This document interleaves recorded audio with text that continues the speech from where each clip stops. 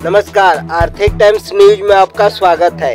पगला पीर बाबा अस्थाना के कर्ता धर्ता एवं कविराज कालू शेख को अच्छे कामों के लिए आर्थिक टाइम्स और संवाद परिवर्तन के तरफ से मोमेंटो देकर सम्मानित किया गया।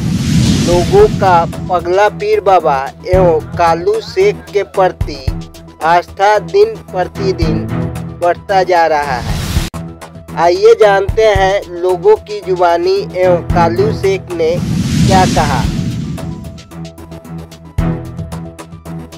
ভাবে কাজ করে যাচ্ছেন। আমরা বিভিন্ন রকম ভাবে বিভিন্ন জায়গায় গিয়ে ওনার বিভিন্ন রকম কথা আমরা শুনতে পেয়েছি।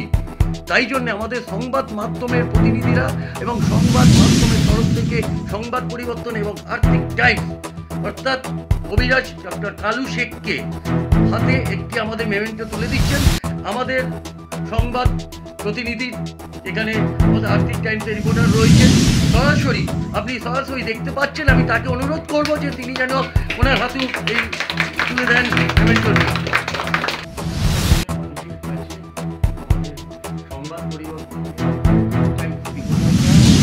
দিনরাত এক করে মানুষ কতটা সত্য বলছে, কতটা মিথ্যা বলছে, তার উপরে ভিত্তি করে এই দিকে লক্ষ্য রেখে যাচাই করে দৃষ্টি দিয়ে তীক্ষ্ণ নজর ছিল যেখানে আমাদের সংবাদ মাধ্যমে কেন এত মানুষের অবৈধ এবং সব দিক খতিয়ে দেখে আমরা মানুষের রায় নিয়েছি, মানুষের পাশে মানুষের দরজায় দরজায় আমরা পৌঁছেছিলাম। অর্থাৎ তারপরে আমাদের সংবাদ মাধ্যমের তরফ থেকে 26 নম্বরে গিয়ে সংবাদ পরিবর্তন আর্থিক টাইমস দুজনে সরাসরি কালু শেখকে একদম 1 নম্বর বিবেচিত করে ওনার হাতে আজ আমরা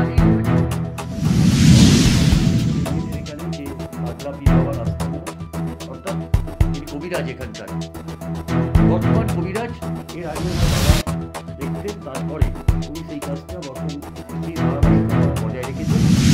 অর্থাৎ ওনাকে আমরা সরাসরি পেয়ে গেছি। আচ্ছা, আপনি যে কাজটা করেছেন, যে মানুষের হচ্ছে মানুষেরা কতটা আনন্দিত আজকে? দেখুন, আমার কাছে সবথেকে বড় অ্যাচিভমেন্ট এটাই যে যে যার আশা নিয়ে আমার কাছে আসে সেই আশা পূর্ণ হলে সেটাই আমার অ্যাচিভমেন্ট। আর দ্বিতীয় কথা হচ্ছে যিনি এখন বললেন রিপোর্টের মধ্যে যে আমি 8 বছর ধরে নানা রকম হাসপাতালের কাছে গিয়েও কোনো ডাক্তারের সুরা পাইনি এবং 8 বছর পর আমার কাছে কবিরাজ কালু শেখের কাছে এসে 6 মাসের ট্রিটমেন্টে সে যখন তার পুত্র সন্তান লাভ হলো, তার সেটাই আনন্দ যদি তার যদি হয় সেটাই আমার প্রাপ্য। আগামী দিনে আপনি কতটা আরও এগিয়ে যেতে পারবেন না থমকে যাবেন বলে আপনারা দেখেন? এইভাবে যদি মানুষের উপকৃত হয় তাহলে আমি আরো এগিয়ে যেতে সহজে পারি।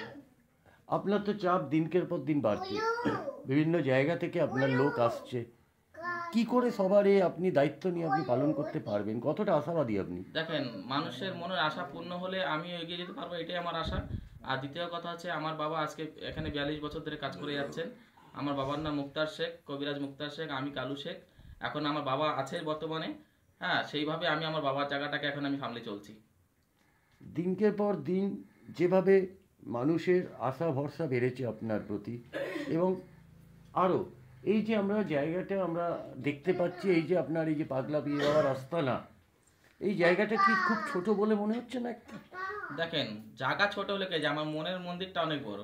এখানে যত দূর দূরান্ত থেকে মানুষ আছে সবাই উপকৃত হয় এবং আপনারা নিজেরাও আইডেন্টিফাই করতে পারেন, সেটা আমার মুখের কথা হবে না।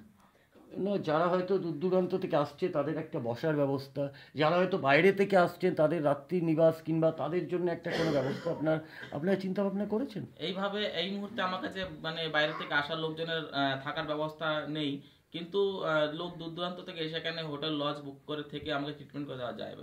না, আপনি কি পরবর্তী সময়? হ্যাঁ, আশা রাখি তো, সবাই একটা উঁচুর দিকে আশা থাকে, আমারও আশা আছে। যদি আমি আস্তে আস্তে এগোই তাহলে আমিও মানে মানুষের এবং থাকার ব্যবস্থা যাতে দূর দূরান্ত থেকে এসে থেকে ট্রিটমেন্ট করে যেতে পারে। যেখানে পাগলা পীর বাবার আস্তানা, কালু শেখের যেখানে আস্তানা এবং কবিরাজ উনি একজন, তো এমনই একজন ব্যক্তিকে আমরা পেয়ে গেছিলাম এখানে এসে যার উপকৃত হয়েছে। আপনি কত বছর আপনি এখানে এসেছিলেন?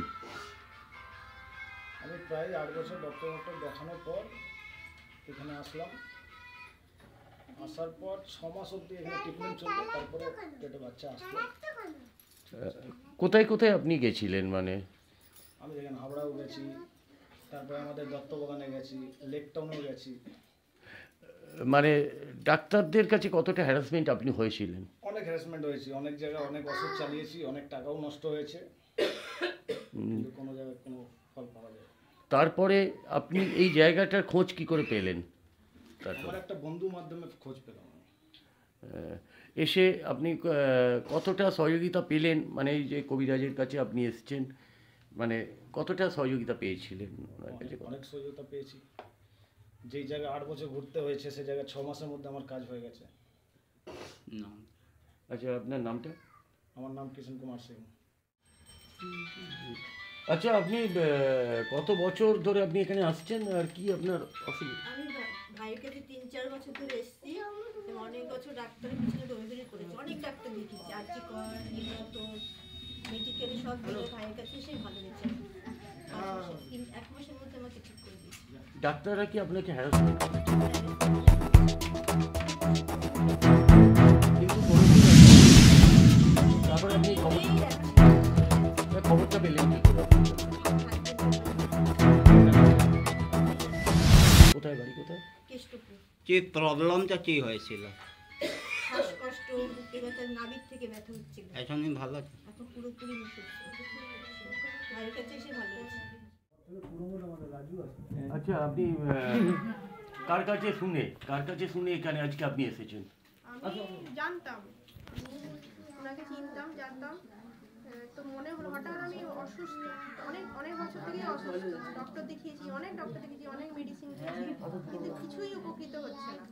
তাই আমি ওনার কাছে এসে সবে 3 দিন হয়েছে, আমি একটু সুস্থ আছি। আপনার নামটা? সুলেখা দাস। বাড়ি কোথায়? আপনার বাচ্চা বিয়ের কত বছর পরে আপনার? 3 বছর পর হয়েছে। এর আগে আপনি কোথায় কোথায় গিয়েছিলেন? অনেক ডক্টর দেখিয়েছি, অনেক ইয়ে করেছি। ডক্টর বলেছিল যে হবে না, হয়তো বলেছিল যে হবে না। তারপরে একজন আমাদের চেনাশোনা আত্মীয় ছিল একজন, সে এখানকার কথা বললো, আমরা এলাম, তখন এখান থেকে। আচ্ছা, কি বলবেন আজকে কবিরাজ কালু শেখকে, যিনি এত সুন্দরভাবে একটা করেছেন এবং মানুষের সেবায় নিয়োজিত, কি বলবেন ওনাকে? একটা কথাই বলবো, অসংখ্য ধন্যবাদ।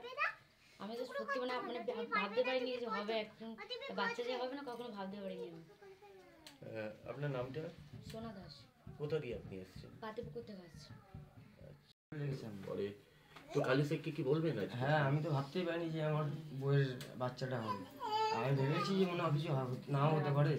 তারপরে কালু বাবার কাছে আসলাম, কালু বাবাই সিদ্ধান্ত করলো জিনিসটা।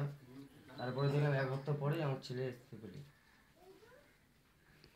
বাড়ি গিয়ে কোনো প্রবলেম হচ্ছিল? শাশ শ্বশুরে এসে আপনার বাবা মা ওনাকে হ্যারাসমেন্ট না সব কেউ সাপোর্ট করেছে? আপনার নামটা? আমার নাম সুরজিৎ দাস। হ্যাঁ, বলুন। আমার গজার লাড্ডু বিজনেস আছে, আমার পুরো ডুবে গেছিল বিজনেসটা, মানে আমরা বন্ধ করে দেব। তারপর একটা মাসি আমাকে এখানে এনেছে।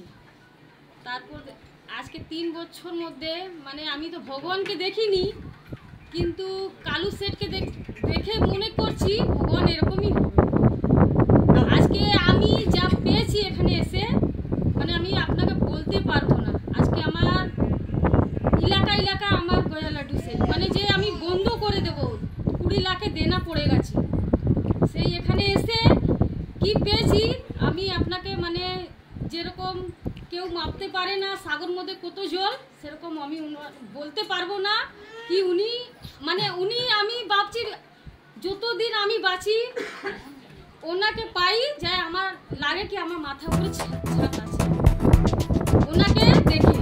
যদি ভাব মানে আমি ভগবানকে এই মানাই, ওনার আগে আমাদের বিদায় হয়ে যায়। আমি এটাই বলছি, কেন আমরা সত্যি আমার পুরো ফ্যামিলি শেষ হয়ে যেত এখানে। অনেক টাকা ডুবিয়েছি, অনেক জায়গা গেছি, অনেক টাকা ডুবিয়েছি, ঠিক আছে, কিন্তু কোনো জায়গা আমি রিজেক্ট পাইনি। যা পেয়েছি বললাম তো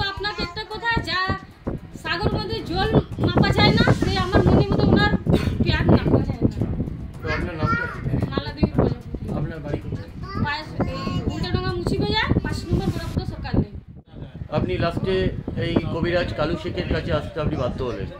আমি তো কালু শেখের বাবার কাছে এসেছিলাম। হ্যাঁ, আমার দিদি ওনার বাবাকে বললো আমার ভাইকে বাঁচাও, আমার সমস্যা ছিল, বাড়ির এমনি করে দিয়েছিল, পাগলের মতন ঘুরে বেড়াতাম। তারপরে এনার বাবা আমাকে বললো আমি ঠিক করে দেবো, ওকে আমার কথার মতন চলতে হবে। বললাম কি করলে কি হবে? বললো ঠিক আছে। আমি বললাম আমি তো নেশা সব করি, বলে সব ছাড়তে হবে। আমি যে একটা ছাড়বো না। বলে ঠিক আছে তুমি ছাড়বে না, আমি হুকুম দিই। বললো খৈনি খেতে পারবে।